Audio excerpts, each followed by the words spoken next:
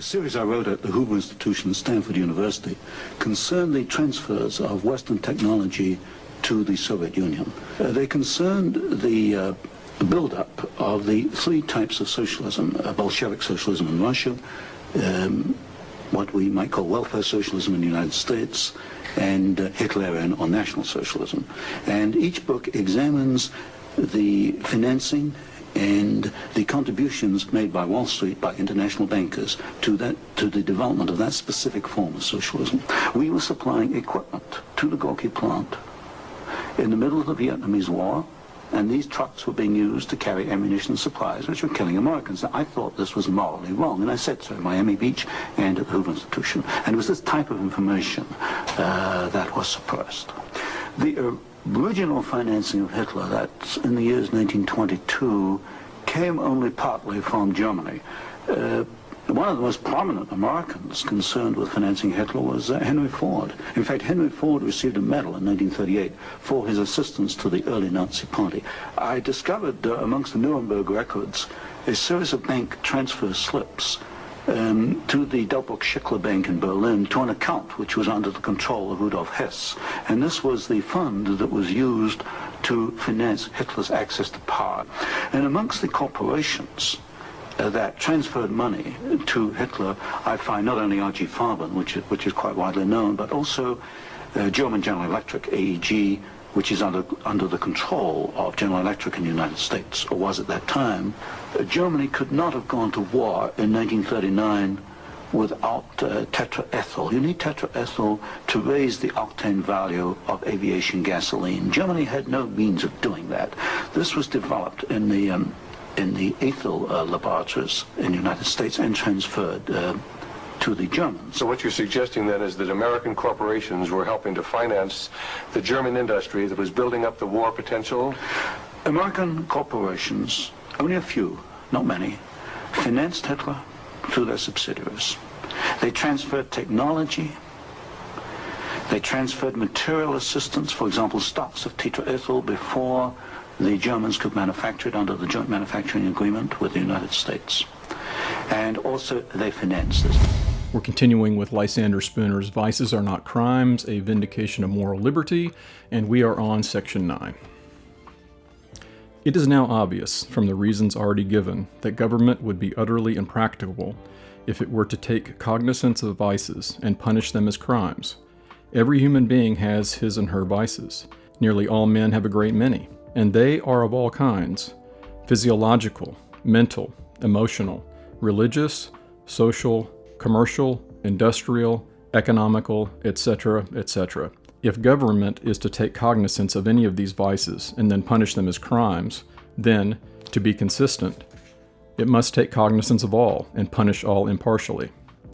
The consequence would be that everybody would be imprisoned for his or her vices. There would be no one left outside to unlock the doors upon those within. In fact, courts enough could not be found to try the offenders, nor prisons enough built to hold them. All human industry in the acquisition of knowledge, and even in acquiring the means of subsistence, would be arrested, for we would all be under constant trial for imprisonment for our vices. But even if it were possible to imprison all the vicious, our knowledge of human nature tells us that, as a general rule, they would be far more vicious in prison than they ever would be out of it. Welcome to episode 18 of the Exit Your Matrix Show. So my overarching goal with this channel can be summed up as the pursuit of any knowledge that can help us determine truth from falsehood. That's what it's all about. And I'm doing it for the very reason that I believe the capacity to discern truth from falsehood has been effectively lost. Freedom is inextricably linked with being able to do this, and to the extent to which judgment is made on the nature of reality and then acted upon in the aggregate by large groups of people. I hope that sounds intriguing to you, because that's what I'm committed to doing. Working with the tools that will reveal the matrix each of us has, because we'd be foolish to believe that the matrix is just one thing, wouldn't we? Thus, exit your matrix. That personal matrix is comprised of beliefs, not what we investigate and learn for ourselves, but beliefs we acquire through our lives, primarily when we're young, but then they are reinforced throughout a nonstop barrage of propaganda that is accomplished through the methods of mind control. which is what we've been talking about of late. The question, then, is whether the interest and the willingness to confront that matrix can be reawakened, because it most certainly has existed in the past. If that interests you, then this is the right place for you to be. Hold on. So I want to start off with an appeal I haven't made in a while, and that is for you to stop what you're doing right now and go to this site and order the ARC drive. Get yourself this drive, get yourself the information on it. I've talked about it before. You would not believe the quantity of knowledge and information that is on this disk. I'm talking about 2 terabytes. You can see here thousands and thousands of audio, video files. Here I am going through and just scrolling through the videos, just the videos, which is it's just unbelievable, but it is an absolute wealth of knowledge. And I can assure you, if you really dig into it and if you give it a chance, it will change your mind. So one thing for us to understand is that all of the methods we're talking about, these methods of mind control and these techniques, they're comprised of occulted knowledge, and that is hidden knowledge. Remember, occulted means nothing more than hidden. It doesn't mean evil, it doesn't mean bad or wicked, simply hidden. But they will be used by bad people, these techniques, for their interests, if allowed. And all of them are rooted in a single thing, and that is the human psyche. The controllers have the expectation that we won't pay attention, and with few exceptions, sadly, they haven't been disappointed. And I'm not certain, but it seems that there is a greater awareness, possibly some people awakening. But my problem is that it almost never goes far enough.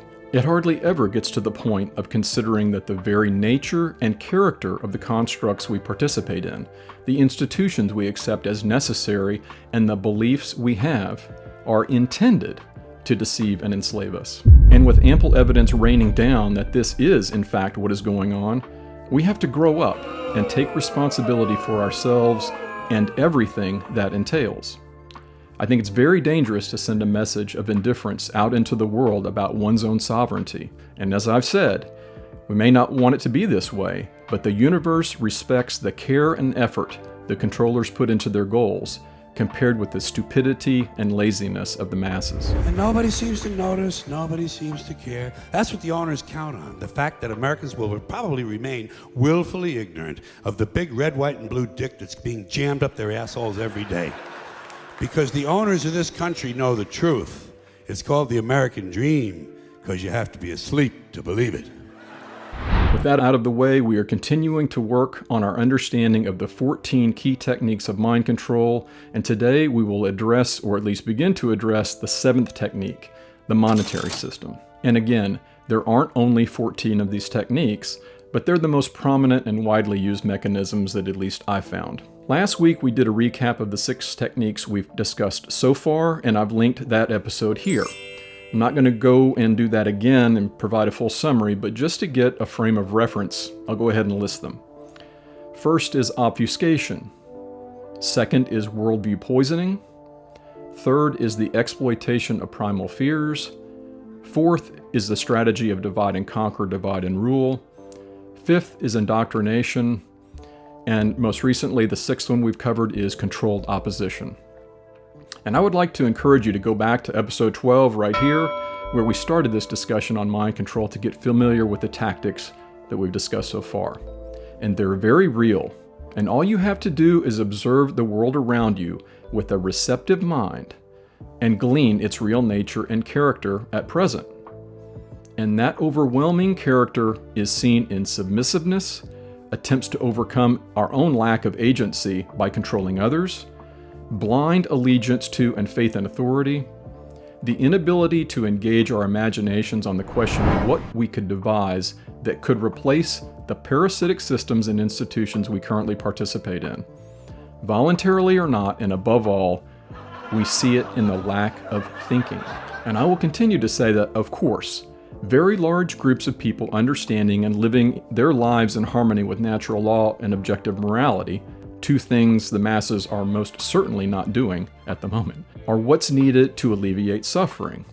But I believe that a mind in a state of receptivity and the thinking that comes from it are even more important, and for this reason. Say someone could be convinced, for example, that natural law is the true universal governing set of principles, which would be great, of course. But if they just jump to that without a mind in the proper condition, they wouldn't have the foundation to determine truth from falsehood with the next issue they face. And with the theme of doing your own thinking, if you haven't heard the name Buckminster Fuller, well, you've got a real treat coming. Now, I mentioned him before in an earlier episode, and if you don't know much about him, there's actually very little he didn't do. He was an architect, systems theorist, writer, designer, inventor, philosopher, and futurist. Wow. Most notably, he popularized the use of the geodesic dome, which you can see here at one of our favorite places. And I've heard people talk about independent thinking, but I've never heard anyone going to these lengths. So, when I started this, my own thinking, this is 1927, I was 32, that's the point you ask about.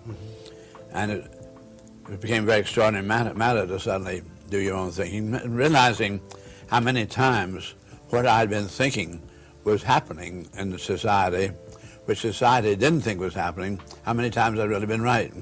Yeah. And so I began to, that gave me some courage to think about doing my own thinking. So probably the first thing I better do is to set up a moratorium on speech, not allow myself to just yield to conditioned reflexes. So I went in for pretty much of a moratorium. I couldn't make a complete one because there were necessities of my wife and child that from time to time I'd have to speak. But my wife tried to cooperate by doing all the things where she could talk to the butcher or answer the telephone, whatever it might be. Now that is commitment. Okay, so here we go. The monetary system as an implement of mind control. And as a quick housekeeping item, having learned some lessons from the last 2 episodes I did on indoctrination, I'm going to break this up into 2 sections, with the first being conceptual thoughts that really speak to the nature and character of the monetary system. Again, nature and character I think is absolutely critical. And then in the second part, I'll be more specific and give some information on its history, its operations, and its control structure. That's meant really to serve as the start of a roadmap for you to do an investigation of your own. Certainly, again, don't believe everything I'm telling you, go validate it for yourself, but this should give you enough sources to be able to start tugging at that thread, and you can find out the truth for yourself. And as I've communicated in prior shows, the religion of the world, the one that draws by far the largest number of ardent worshipers, is money. And I think it's important to start with the etymology of the word religion. And it comes from the Latin religare, which means to tie by binding, to hold back, or to thwart. And isn't that interesting? Religion meaning to bind and hold back. Many have said that money and monetary systems are the most pervasive and influential of these methods of manipulation that I'm talking about, these 14. And I would agree wholeheartedly. Even as much as I thought education, and I communicated that education was powerful, money is really at the root of this entire thing. And one of the things that we have to come to terms with is that money does not exist in nature, in actual reality. And that is why it's the most widely followed religion in the world, because it requires your faith in it, just like a religion does. But life and joy and the nature of God. Oh, hallelujah. And whether you believe that money is a construct that the world couldn't function without, that is entirely unrelated and frankly unimportant to the question we're talking about. The truth of the matter is that money is entirely a man-made creation, and that fact should scream warnings to us. But it has been a feature of our lives, our cultures, our occupations, pretty much everything that most people care about for thousands of years. The end goal of the monetary system is one thing, and that is slavery. And it's been very effective. If you don't think so, who doesn't live by its rules? There is no other construct, no other one of the controller's creations that has had the negative consequences for sovereignty and freedom that our belief in the monetary system and money has had. And the way I worded that is intentional. It's not the monetary system itself. It's our belief in it that has allowed it to control us. That's what gives it its power. And here's something interesting. Listen to what Jordan Maxwell has to say about wordplay that exists in the world of money. This is called green language. It's occult language. Take a listen. Understanding words is what you really need to start doing. You need to start doing your homework and understanding words. Humans are word-controlled creatures. And make no mistake, they do not pick words by chance. These words are very important. Where do you find banks? You find banks on both sides of a river. They're called river banks. And what does a river bank do? It directs the flow of the currency. Consequently, your money is currency because it's the flow, the cash flow. And we have been well indoctrinated with that language. It's what whole societies, it's what virtually every person on this planet understands as part of the very essence of their existence, and with survival and obsession being the ends of the spectrum, money dominates them and has a very real influence on everyone in between. And back to that topic of money being something that we can't live without. We just couldn't exist if it weren't around. Is that really true? Or is that something that we tell ourselves because it alleviates the stress of the responsibility that would come with having to live without it? Are we happier with the monetary construct's ease of use? We get up, go to work, get that paycheck, pay those taxes, wash, rinse, repeat. And is this the obfuscation of money with life force energy? The notion of flow, energy, and a force that brings things into being, in other words, the things money can buy, this language is not accidental. And let's talk about the term talisman. And that's a magical construct imbued with power through our belief in it, and through carrying it physically and exchanging it or using it in our daily lives. Doesn't that sound a lot like money? And what about the color of money? Green. It's the true color associated with the love force. So on one end of that light spectrum is red, which is associated with paying attention or listening, looking. And you take traffic signs as an example. And on the other end is blue. And that is used when you want to create receptivity for an idea. To listen passively, thus it being right brain activated and consistent with the feminine quality of passivity. There's a third primary frequency of light, and that is green, and it's in between red and blue. It's the balance point between the two, and that's very important. Through these mechanisms, the controllers want us to believe, first, that money is life force energy, and second, that money is nature's love force. So let's look at the etymology of money. Money is an occult principle. It is used to convey ideas like value, energy, life force, happiness, satisfaction, status, security, and so many other things. And these ideas are conveyed through symbols. Color, green that we've talked about, which represents balance. And what about that all-seeing eye, as a balance between the right and left hemispheres of the brain? So that concludes the first part of my high-level thoughts on money and the monetary system in general.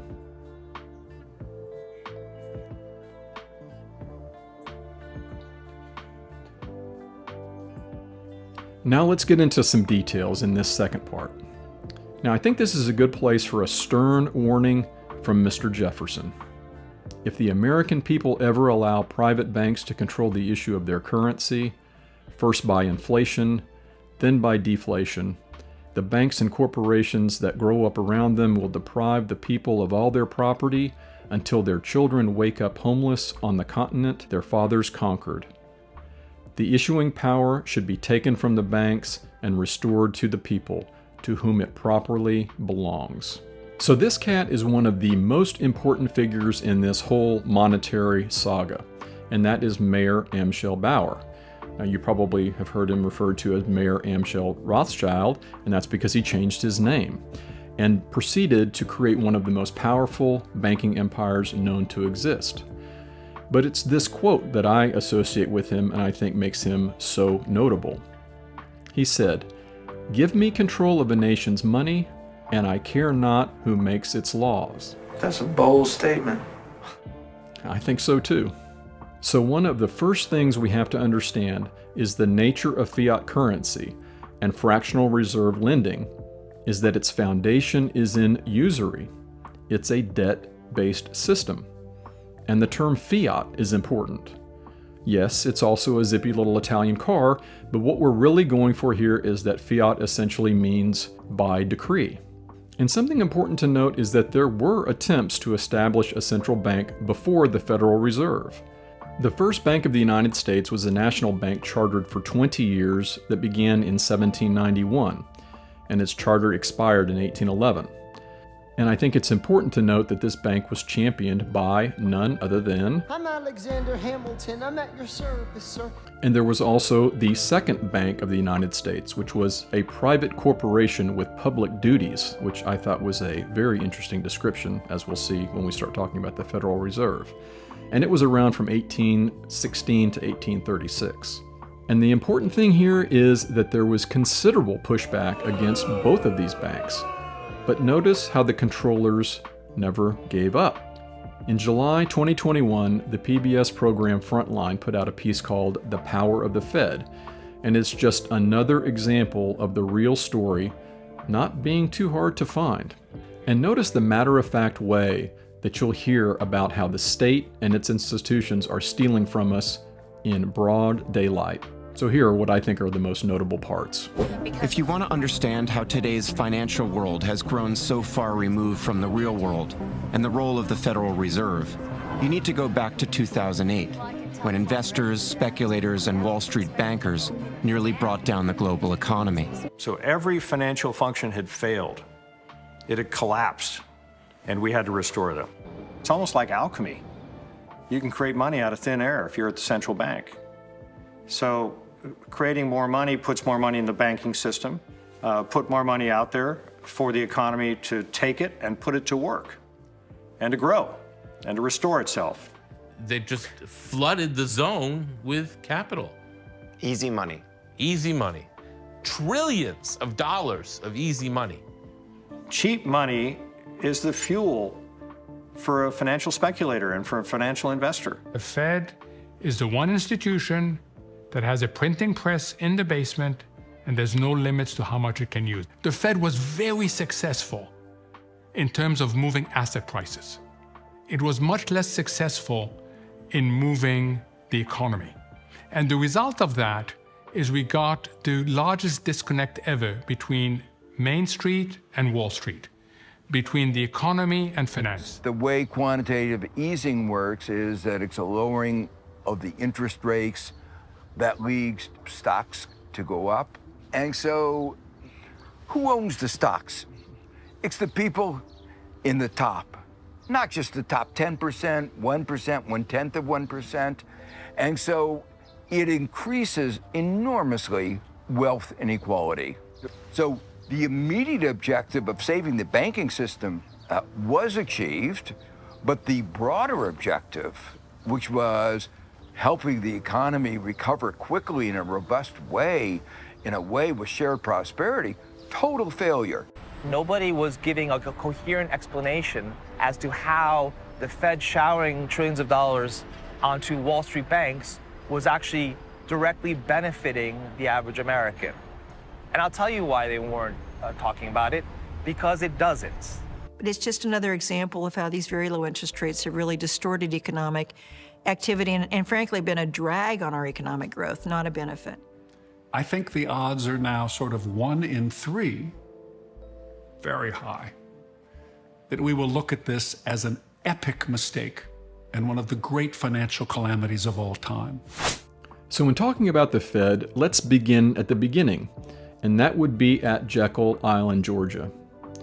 Now there have been a number of books written about this particular saga, but G. Edward Griffin's book, The Creature from Jekyll Island, is the reigning favorite, and I think its popularity has a lot to do with the interviews he's done and all of the work he's done, not only about the Federal Reserve, but outside of that. And here's the story in his own words.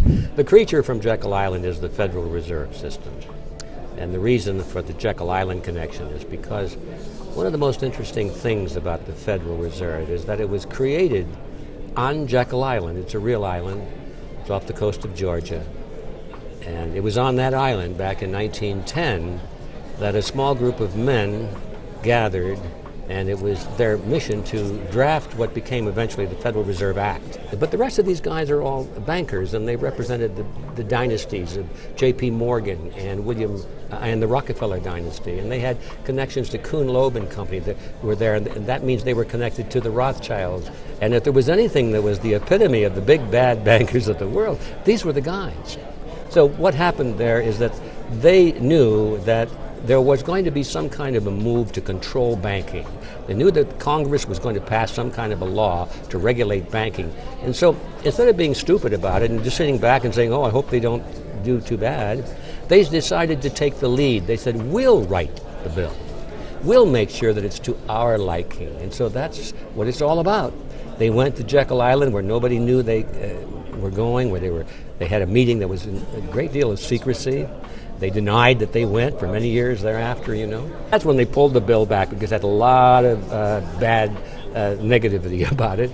And then they reissued it, almost the same bill, but they got some Democrats. The point is the ploy worked, and okay, now it was a bill being sponsored by the common man, and that's how they basically So in sold your it. view, the bill, the Federal Reserve from the beginning was a ploy? Oh, absolutely, it was a ploy.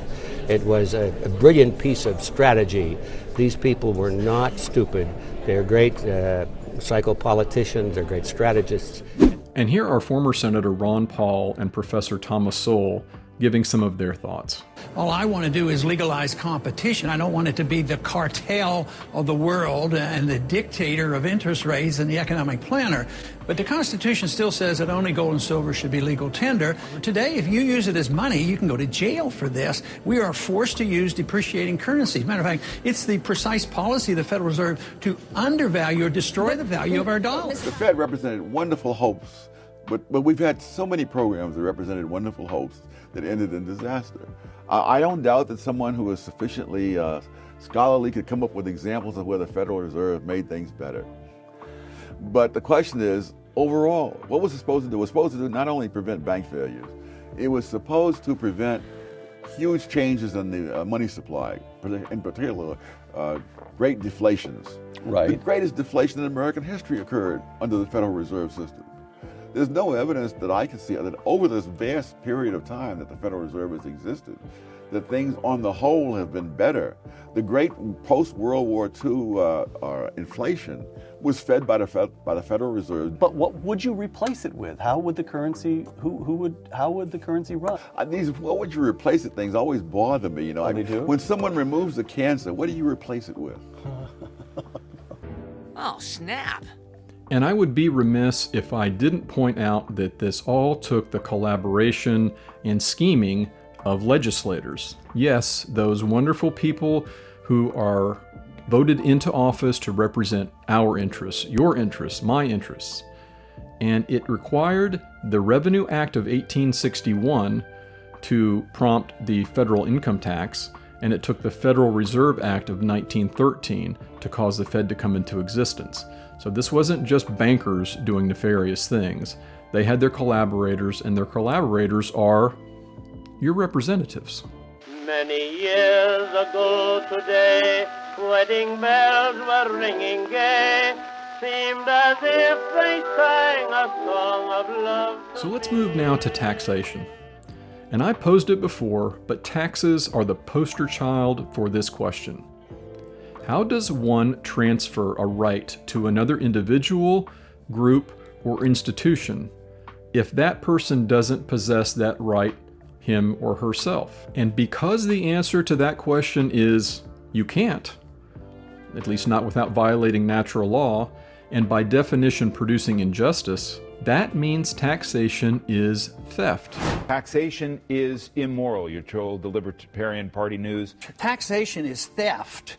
when you take money from one group to give it to another, when you transfer the wealth. The income tax is based on the assumption that the government owns you, owns all your income, and provides the conditions on which they allow you to keep a certain percentage. That to me is immoral, and the founders didn't like it. That's why the Constitution had to be amended. And I have this question for you.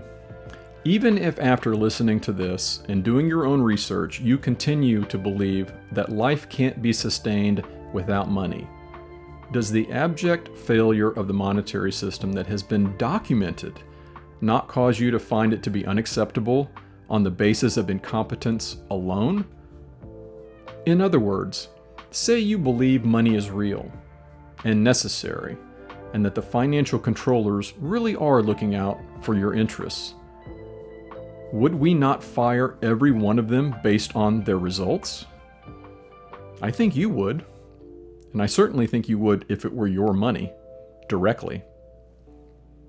So listen to what this guy has to say about it. What I question, rather, is whether their tools are able to help the American people in the way that they believe. The tools of the Fed worked through the Wall Street banks, and in so doing, were disproportionately benefiting the wrong people, the people who didn't really need the help. And he's the guy the Federal Reserve Bank of New York hired to execute some of these quantitative easing plans and pump so much money into the economy. And I hope you heard the two things he just told you. First, it didn't work because the Federal Reserve doesn't have the tools to be able to do something that actually could work. And second, by channeling all that money that was being created out of thin air, of course, as they so cavalierly tell us, they disproportionately benefited the wrong people, the people who didn't need the money. And that's a direct quote. But that was certainly accidental, right? All well-intentioned people, of course. And I want to close this second part of the discussion with this very important item related to money and its value, arguably the thing that's impacting you the most. And that is, inflation is not prices increasing. That is a lie. Inflation is the value of money decreasing because there's more of it in circulation as a direct result of the government showering the tax cattle with that most captivating of treats, your labor, in the form of money they extract from you. And yes, it is that simple. Well, I finally got my long-awaited copy of The End of All Evil, so excited to finally have it, and it has some poignant comments about this topic, the topic of money in the monetary system. So let's close with this. Money is the record of all savings and debt transactions. All it does is record what you owe, or what is owed to you. It can be carried symbolically as paper or coin, or as a line item on accounting books. After you have performed some of your work and trade, you receive money to record the value of that work. Your trade of work can be between any number of people, and all redeemed at different times. The principle of money greatly enables people and frees them to work and receive the benefits of their own schedules. Economic control. There are people who wish to use your work for their own purpose without providing anything in return. The objective of economic control is to control as much of your labor as possible. Tax. There is an extra party to most economic trades that take place on earth. They offer no benefit to either party, and they do not allow you to choose whether or not you include them in trade.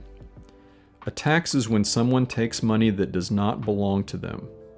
Taxes are law and not principle, because they destroy freedom and must be enforced. Some of the people who tax are common thieves, while others are powerful governments. Also common thieves. Extortion. The corruption of economics is called extortion. When you labor but someone else redeems your work without your permission, it is a tax. To tax someone is to steal from them a portion of their work, or all of it. Under taxation, you work but gain nothing in return. Even when the claim is made that the money will be spent for your benefit, you cannot choose what your work will buy. Under taxation, the extortionist is the master and you are the slave. What amount of time they steal from you is irrelevant. A slave for an hour or a slave for life is still a slave. Failure to pay is penalized by imprisonment or death. Taxation comes in many forms. The simplest is to steal your money without you ever realizing. We call this theft, and it is practiced by common criminals. The more popular and vastly more profitable form of taxation is to take a portion of your work when you produce it, when you trade it, and when you save it. This is the form which is practiced by governments and mafias. Economic culture. Make no mistake, you are a slave and government is your master. The brilliance of your masters, as opposed to quote-unquote conventional slavery, is that they allow you to believe that you earn what you work for and that you own what you buy. It keeps you complacent and agreeable. Taxation is a function of time. They will take just as much today as keeps you laboring in their behalf tomorrow. Cultural ideas like public servant, public works, public good, public protection, and Social Security illustrate the deviousness. They have actually convinced people that having their money stolen under threat of death is something to be desired. Remember, it's all for your own good. So thanks for joining me, and I hope you'll come back next time when we eviscerate that nakedly pathetic institution that is mass media. I guarantee it'll be a good time. In the meantime, remember to always do your own thinking. Until then, be well. And last week we did a recap of the 6, and that fact should send for us not wanting to have to accept the responsibility that would come. That was not good. And back to that question of, is that really true? Or is that just something we tell ourselves because we don't... Are we happier with the monetary... So red is a color that's indicated to... So on one end of the spectrum is red, and that is indicated... So on one end of that color spectrum... So on one end of that light spectrum is... So one of the first... through these mechanisms...